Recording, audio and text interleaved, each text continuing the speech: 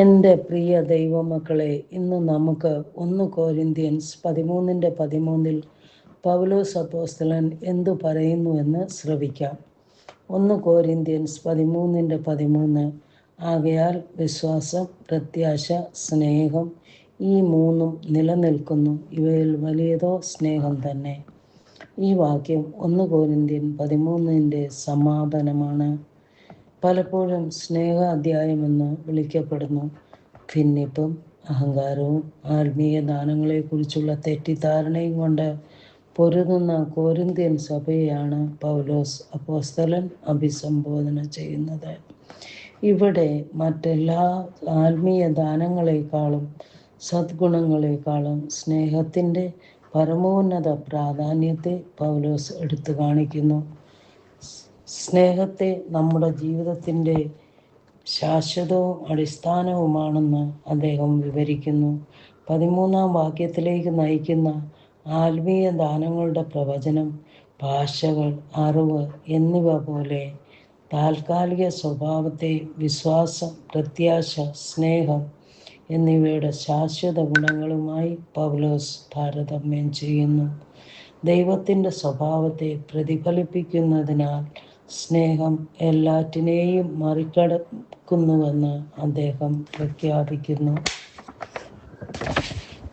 ഇപ്പോൾ ഇവ മൂന്നും നിലനിൽക്കുന്നു, അതായത് വിശ്വാസം ദൈവത്തിലും അവൻ്റെ വാഗ്ദാനങ്ങളിലുമുള്ള വിശ്വാസമാണ്.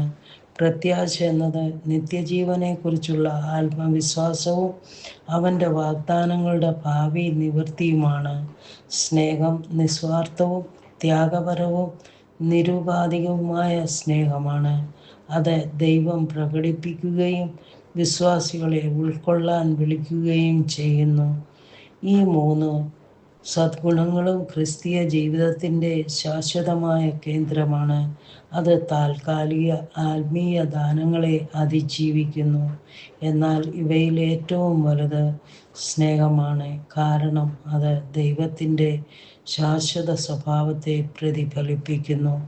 നമ്മുടെ ജീവിതത്തിൽ വിശ്വാസവും പ്രത്യാശയും അനിവാര്യമാണെങ്കിലും സ്നേഹം ശാശ്വതമാണ്.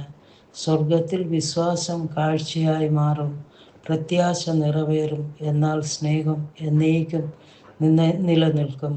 സ്നേഹമാണ് മറ്റെല്ലാ സദ്ഗുണങ്ങളെക്കാളുടെയും അടിത്തറയും യഥാർത്ഥ വിശ്വാസത്തിൻ്റെയും പ്രത്യാശയുടെയും പിന്നിലെ പ്രചോദനവും. ബന്ധങ്ങൾ, തീരുമാനങ്ങൾ എടുക്കൽ, ആത്മീയ സമ്പ്രദായങ്ങൾ എന്നിവയിലെ മാർഗനിർദ്ദേശ തത്വത്തിനായി എല്ലാറ്റിനും ഉപരിയായി നാം സ്നേഹത്തെ പിന്തുടരണം. വിശ്വാസം, പ്രത്യാശ, സ്നേഹം എന്നിവ സന്തുലിതമാക്കുക, കാരണം വിശ്വാസം നമ്മെ ദൈവവുമായി ബന്ധിപ്പിക്കുന്നു. പ്രത്യാശ പരീക്ഷണങ്ങളെ സഹിക്കാനുള്ള ശക്തി നൽകുന്നു. സ്നേഹം ദൈവത്തിൻ്റെ സ്വഭാവത്തെ ലോകത്തിന് പ്രതിഫലിപ്പിക്കുന്നു. സ്നേഹപിതാവേ, ആത്മീയ പക്വതയുടെ ആത്യന്തികമായ പ്രകടനവും ലോകത്തിലെ ദൈവത്തിൻ്റെ സാന്നിധ്യത്തിൻ്റെ ഏറ്റവും വ്യക്തമായ സാക്ഷ്യവുമായതിനാൽ സ്നേഹം പരിശീലിപ്പിക്കാൻ ഞങ്ങളെ അനുഗ്രഹിക്കണമേ.